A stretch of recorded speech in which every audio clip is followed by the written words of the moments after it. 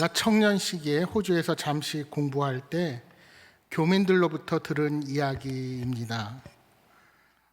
여러분, 호주는 뉴질랜드와 함께 사회보장제도가 아주 잘 되어 있는 나라 중에 한 나라입니다.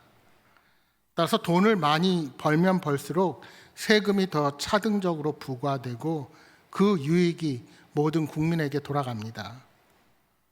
그러다 보니 젊은 시절에 돈을 많이 벌게 되는 운동선수나 영화배우 등이 미국으로 이민을 택하는 경우들이 간혹 있어 왔습니다. 그런데 제가 있을 당시 어떤 아시아계 이민자가 빨리 부자가 되고 싶은데 세금을 많이 내야 되는 것에 부담을 느끼고 자신이 장사해서 번 현금을 은행도 아닌 집 지붕에 숨겨서 몇 년을 모아왔습니다. 어떻게 그것이 가능했는지 모르지만 벌써 30년이 지난 이야기이니 지금처럼 모든 것이 전산화되어 있지 않고 거래도 현금으로 많이 했기에 그렇게 탈세가 가능했던 것 같습니다. 그런데 어느 날 출근한 후에 집에 커다란 화재가 나서 그 모든 돈은 순식간에 제가 되어버리고 말았다는 것입니다. 여러분, 얼마나 허무합니까? 여러분, 사람들은 불확실한 미래를 대비하기 위해서 저축을 하고 보험을 듭니다. 그러나 아무리 대비를 잘해도 전쟁 같은 재해를 만나게 되면 모두 쓸모없어집니다. 오늘 우리가 읽은 본문의 말씀이 그러합니다. 하나님의 심판으로 모든 것이 무너진 예루살렘의 모습을 전하며 세상의 가치를 의지하지 말고 주님의 날을 준비하라고 우리에게 경고하고 있습니다. 이스라엘은 온갖 범죄로 인하여 하나님의 심판을 피할 수가 없었습니다. 그럼에도 회개하지 않았습니다. 왜 그랬습니까? 그들은 스스로의 힘, 즉 스스로의 수고와 노력으로 하나님의 심판이 임하는 바벨론의 침공을 막아낼 수 있다고 생각했습니다. 오늘 본문에 그들이 나팔을 불었다는 표현은 이스라엘이 전쟁을 대비하여 나름 준비를 했다는 것을 말해줍니다. 그러니까 엄밀히 말하면 전쟁에 나갈 군인이 없었다는 것이 아니라 싸울 만한 군사가 없는, 즉 싸울 의지가 없고 무기력하여서 오합지졸이 되어버린 군대를 의미하는 것입니다. 그 원인이 무엇입니까? 14절 끝부분에 이는 내 진노가 그 모든 무리에게 이르렀음이라 하고 말씀합니다. 더 이상 하나님은 그들을 보고만 계실 수 없으셨습니다. 여러분, 사실 이스라엘 백성들이 출애굽하여 광야를 통해 약속의 땅에 이르렀을 때 그들이 군사로서 제대로 된 훈련을 받은 적이 있습니까? 아닙니다. 그들은 군사가 아닌 노예 생활을 하던 자들에 불과했습니다. 그럼에도 그들의 힘이요 능력이시며 그들을 대신하여 싸우시는 강한 용사이신 하나님께서 그들과 함께 있기에 그들은 약속의 땅을 정복하고 그 땅을 분배받을 수 있었던 것입니다. 그런데 어느 순간 이스라엘이 광야의 장막이 아닌 땅에 정착하여 농사를 짓고 배부르게 먹고 편안해지면서 하나님이 아닌 다른 것들을 의지하기 시작한 것입니다. 눈에 보이지 않는 하나님보다 본디 그 땅에 살아가던 가나안 족속들이 섬기던 우상들을 눈으로 직접 보고 그들의 풍요와 쾌락이 더 좋아 보이게 된 것입니다. 여러분, 20절이야 22절의 말씀을 다시 한번 보십시오.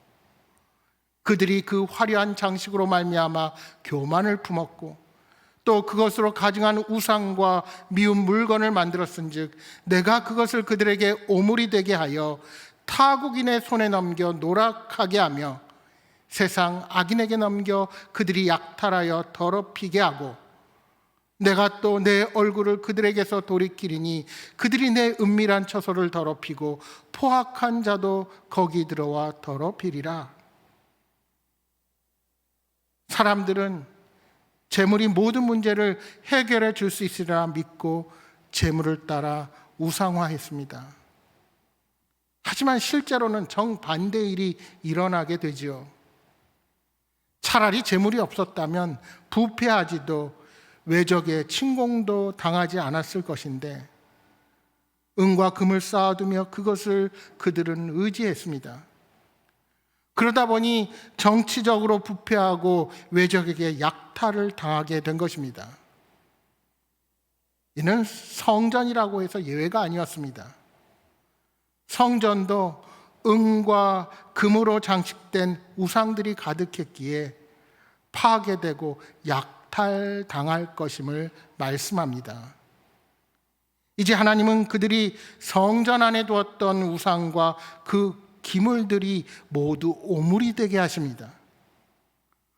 그들은 은과 금을 의지하여 위기에서 벗어날 수 있다고 착각했지만 그들이 그렇게 귀하게 여겼던 은과 금이 그저 길바닥에 버려지는 오물과 같아져서 그들의 생명을 구원하지 못하게 될 것을 말씀하고 있는 것입니다.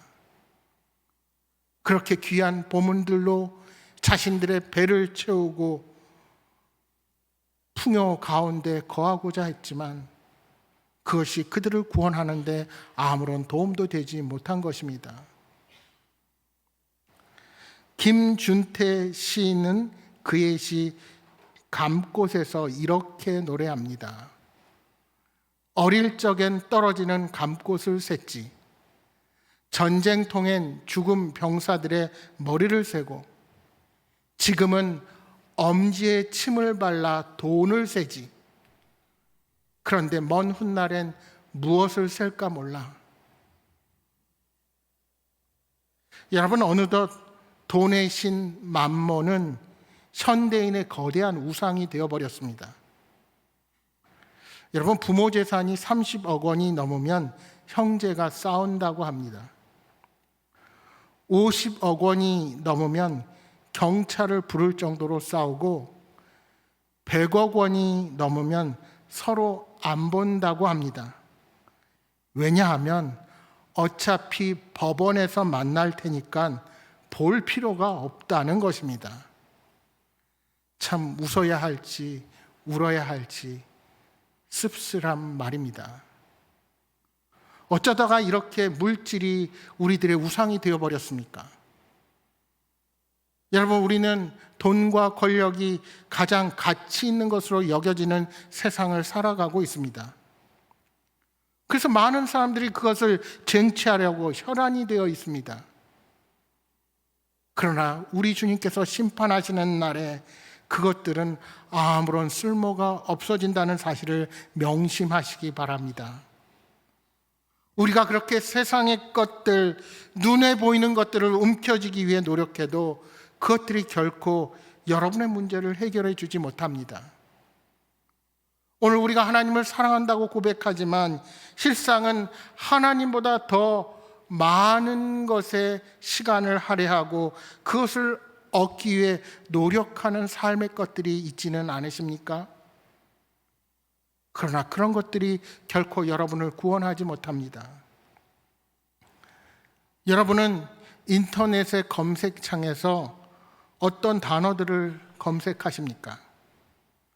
물론 이제는 점점 검색보다 바로 챗 GPT나 각종 AI로 직접 알고 싶은 것을 물어보기도 합니다만 우리는 대체로 무언가에 대해 궁금하면 검색을 하지요.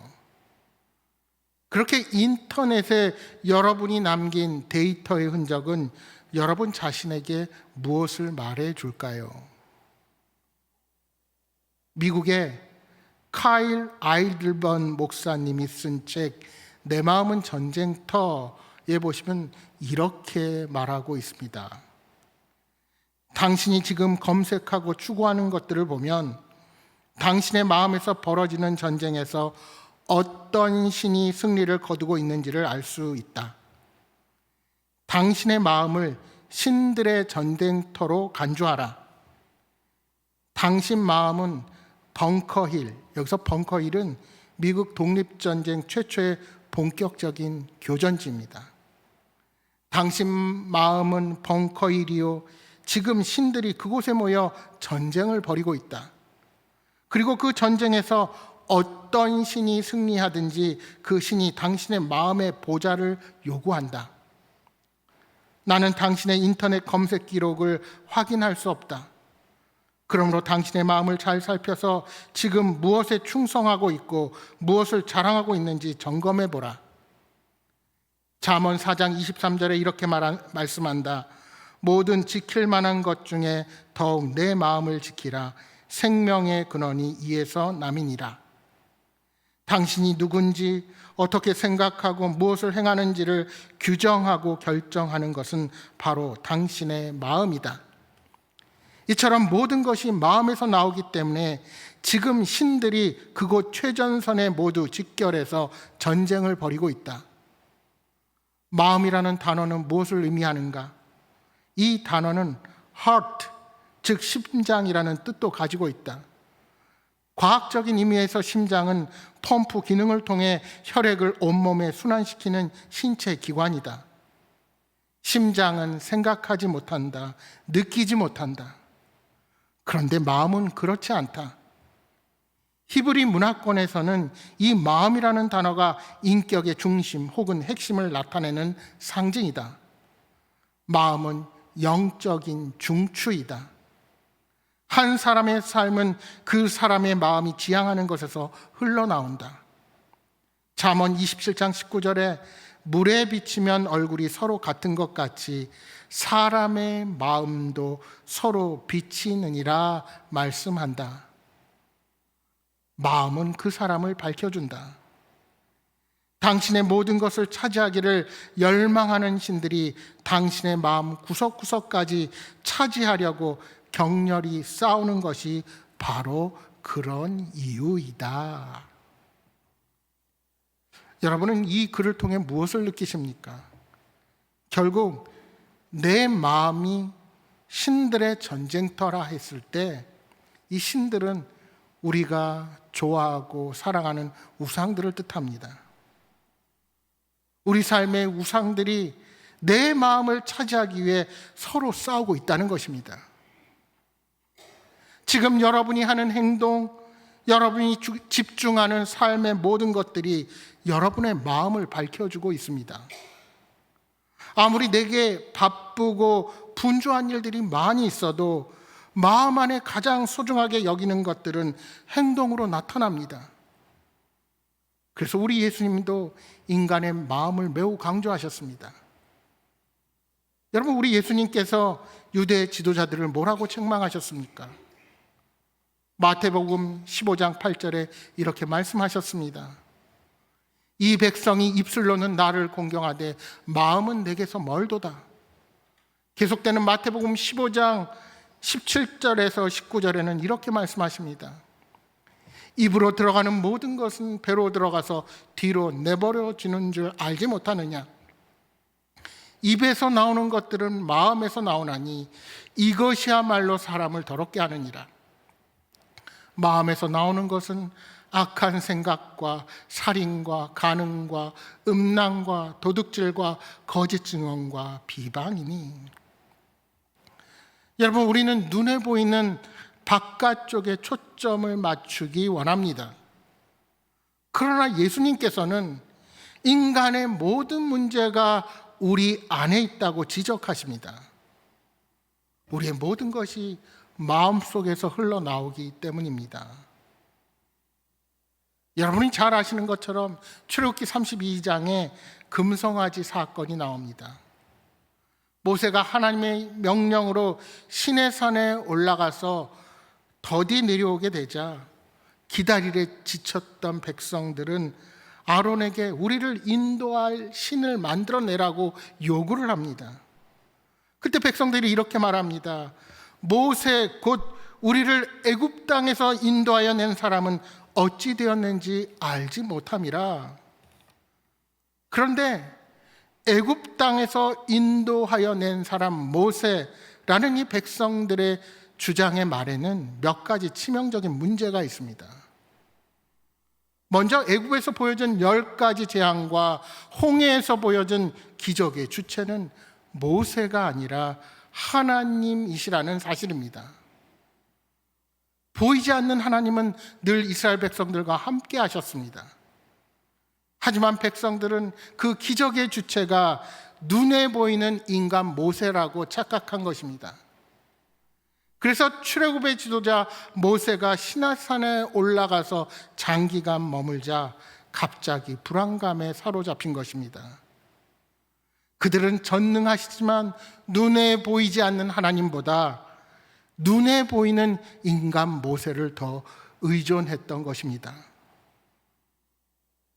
둘째로, 왜 하필 송아지를 만들어서 우리를 인도할 신이라고 했을까 생각해 볼 필요가 있습니다.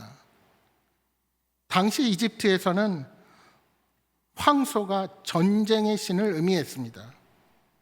날카로운 뿔을 가진 황소는 힘과 공격력의 상징이었습니다. 그러므로 이스라엘 백성들이 애굽의 전쟁의 신을 염두에 두고 금송아지를 만들었다고 하면 애굽의 신들을 꺾어 벌하고 출애굽시킨 하나님에 대한 엄청난 거역이 되는 것입니다.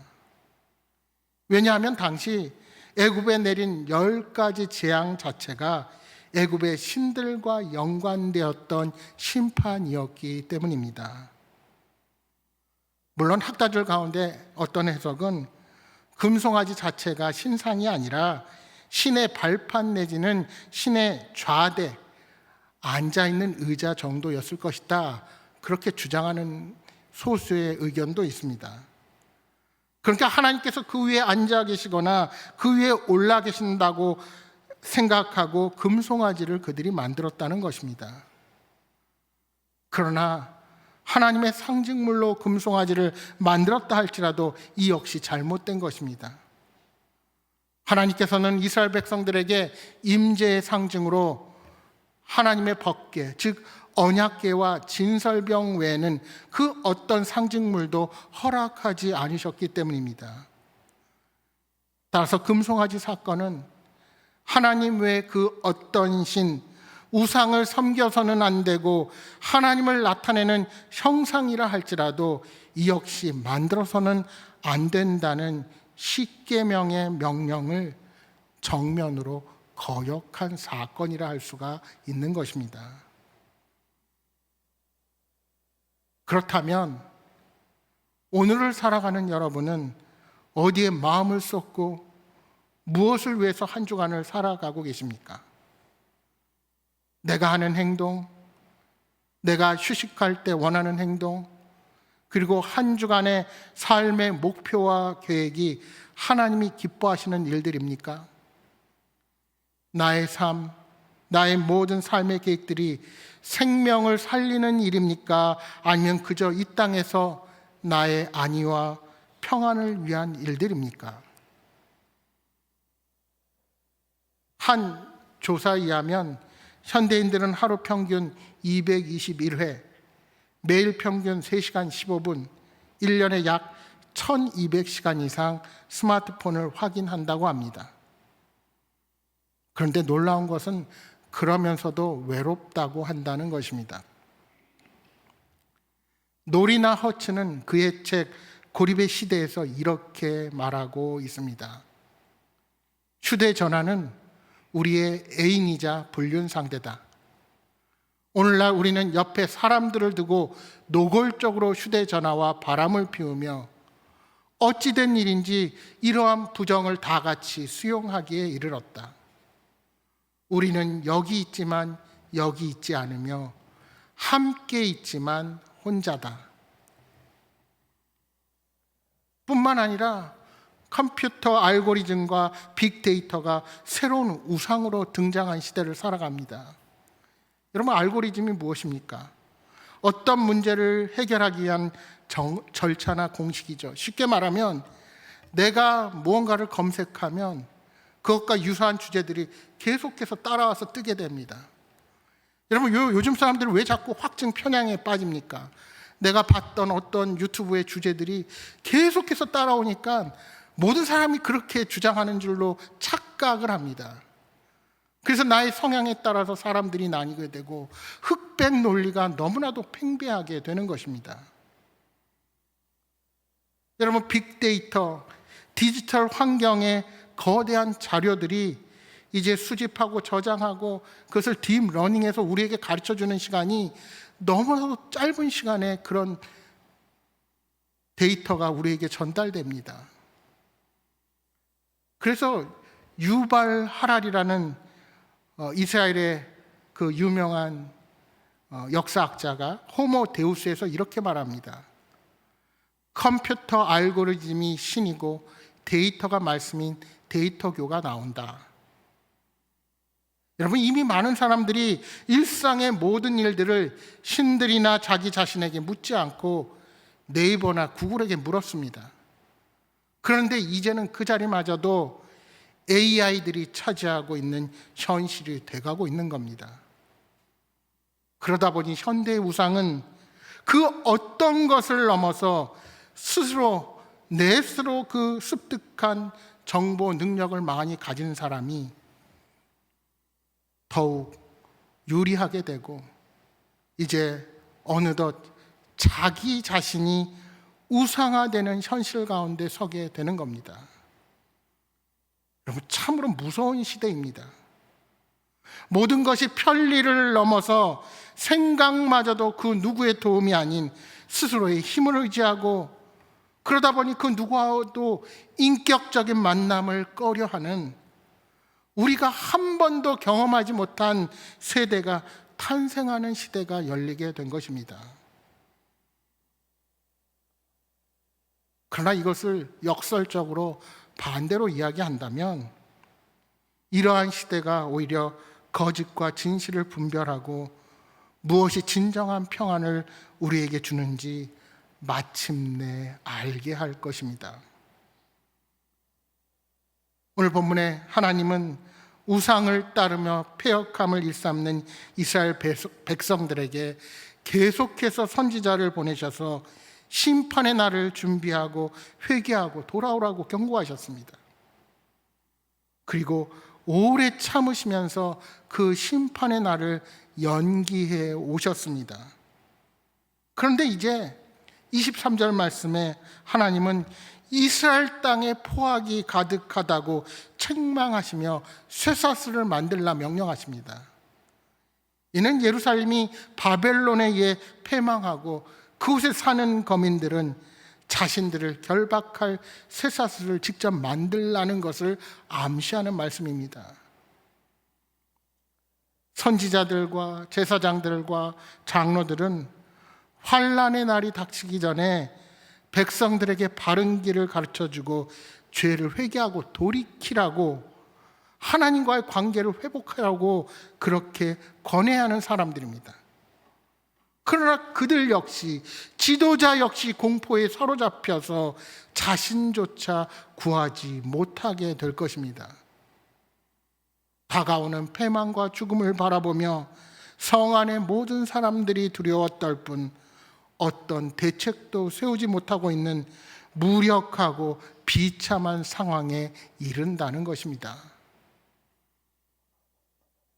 여러분, 음과 금과 같은 재물이 능히 이스라엘을 심판에서 건지지 못하듯이 어떠한 종교나 정치 지도자가 문제를 해결해 주리라고 생각한다면 결국은 절망을 경험할 수밖에 없을 것입니다. 여러분, 우리가 잘 아시다시피 인간이 무분별하게 사용한 자연이 우리들이 사는 지구를 완전히 변화시켜 놓고 있습니다. 지구 곳곳에 홍수와 산불이 예전과는 다른 양상으로 일어나서 얼마나 많은 사람들이 피해를 입고 있는지 모릅니다. 그렇게 과학이 발달하고 편리한 시대가 되었는데도 우리는 이러한 자연재해 앞에서 속수무책으로 당하게 되는 겁니다. 여러분, 그 한 예를 보면 지난 2025년 1월에 미국 캘리포니아에서는 약 한 달 동안 산불이 지속되었습니다. 그런데 이 산불이 지구의 기후가 변화하고 있다는 것을 여실히 보여주었던 대재앙이 되었습니다. 여러분, 본디 1월 달은 캘리포니아의 우기입니다. 그런데 최근 몇 년간 지속된 가뭄과 이례적인 겨울 가뭄으로 식물들이 매우 건조해져서 화재에 취약한 환경이 되었습니다. 얼마나 광범위한 범위의 피해가 일어났는지 약 153 제곱킬로미터에서 최대 231 제곱킬로미터에 해당하는 면적이 불에 탔습니다. 이렇게 얘기하면 이해가 잘 안 되시죠? 캘리포니아 샌프란시스코시의 면적을 능가하는 수준이랍니다. 이 불에 탄 지역이 핵폭탄을 맞은 히로시마에 비견될 정도라고 하니 그 피해가 얼마나 컸는지를 우리가 추측해 볼 수가 있는 것입니다. 여러분, 하나님이 창조하신 자연 앞에 인간이라는 존재가 이렇게 초라합니다. 본문 25절이야 27절에 이렇게 말씀합니다. 패망이 이르리니 그들이 평강을 구해도 없을 것이라. 환난에 환난이 더하고 소문에 소문이 더할 때 그들이 선지자에게서 묵시를 구하나 헛될 것이며 제사장에게는 율법이 없어질 것이요 장로에게는 책량이 없어질 것이며 왕은 애통하고 고관은 놀람을 옷 입듯 하며 주민의 손은 떨리라.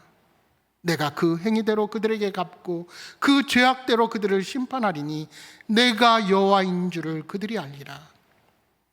내가 여호와인 줄을 그들이 알리라.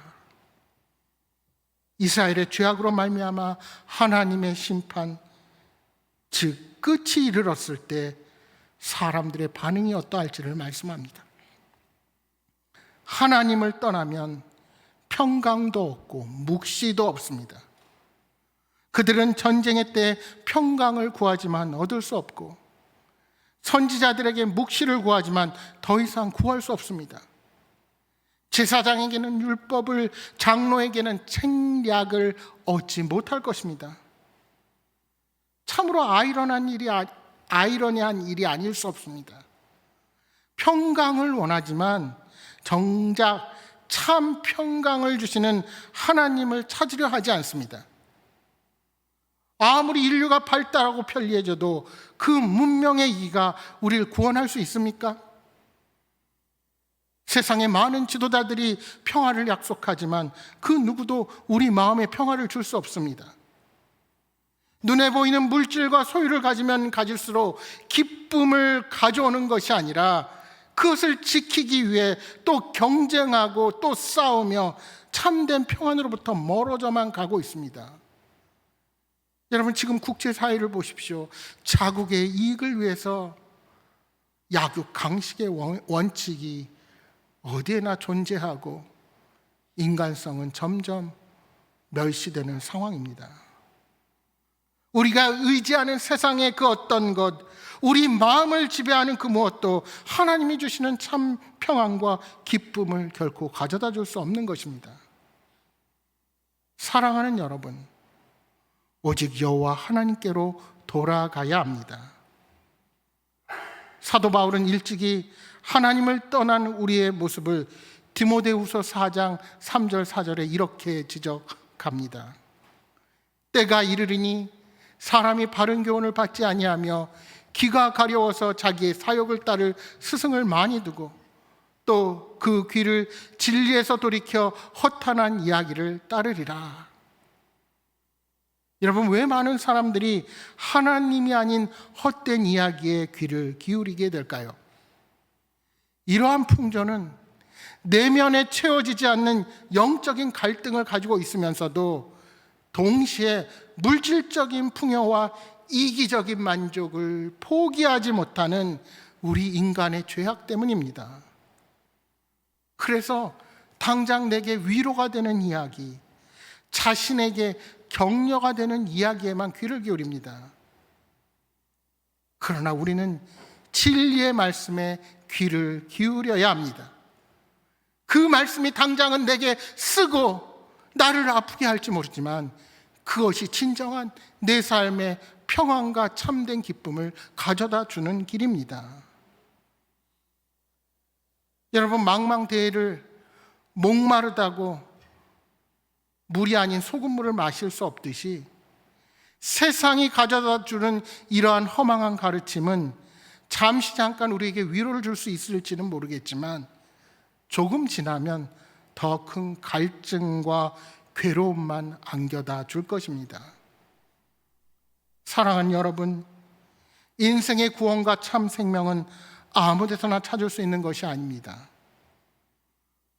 우리의 모든 영적인 갈증과 공허함을 온전히 채울 수 있는 길은 천지를 창조하시고 지금도 우리의 삶을 주관하시는 하나님과 그분의 말씀 안에서 발견할 수 있습니다. 여러분, 우리는 현실을 살아가기에 여러 가지 세상 염려 가운데 살아가는 연약한 존재들입니다. 여러분은 지금 어떤 걱정을 안고 살아가십니까?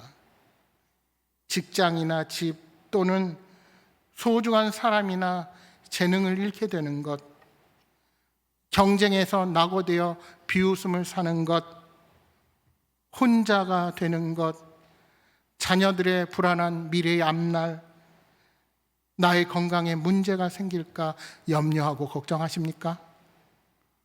그러한 염려와 걱정이 여러분을 잠들지 못하게 하고 단잠에 들지 못하도록 깨울 수도 있을 것입니다. 어쩌면 그러한 세상의 근심과 염려가 또 다른 우상이 될 수 있는 겁니다. 여러분은 마음이 아플 때 어디를 찾습니까? 무엇을 하십니까? 직장에서 끔찍한 하루를 보내고 학교에서 힘든 시간을 보내고 여러분이 찾게 되는 것은 무엇입니까? 맛있는 아이스크림이나 달달한 디저트가 여러분의 문제를 해결할 수 있습니까? 절친한 친구와 통화하고 나를 괴롭혔던 상사의 욕도 하고 선생님 욕도 해보지만 탈출구를 찾기 위해 영화나 게임에 빠져도 궁극적인 문제를 해결할 수 없습니다. 그 어떤 쾌락도 잠시 잠깐의 기쁨이요, 그 뒤에는 더 큰 허무만 가져다 줍니다. 시편 46편 1절 3절에 시편 기자는 이렇게 고백합니다. 하나님은 우리의 피난처시요 힘이시니 환난 중에 만날 큰 도움이시라. 그러므로 땅이 변하든지 산이 흔들려 바다 가운데 빠지든지 바닷물이 솟아나고 뛰놀든지 그것이 넘침으로 산이 흔들릴지라도 우리는 두려워하지 아니하리로다. 참으로 우리의 피난처요 힘이요 어려울 때 힘이 되시는 분이 우리 하나님이십니다. 땅이 변하고 산이 흔들리며 바다 가운데 빠지며 바닷물이 요동을 쳐서 우리를 힘들게 해도 두려워하지 않을 이유는 하나님의 품이 우리가 도망치기 가장 편안하고 좋은 곳이기 때문입니다.